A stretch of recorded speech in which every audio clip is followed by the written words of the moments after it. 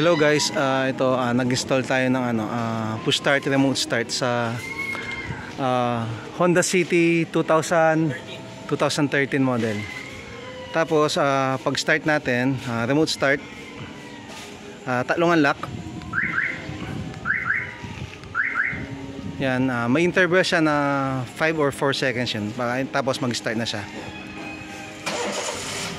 Yan. Tapos mayroon din siyang trunk release. Ito, hold lang yung unlock. Yan. May trunk release siya. Push start yan, remote start.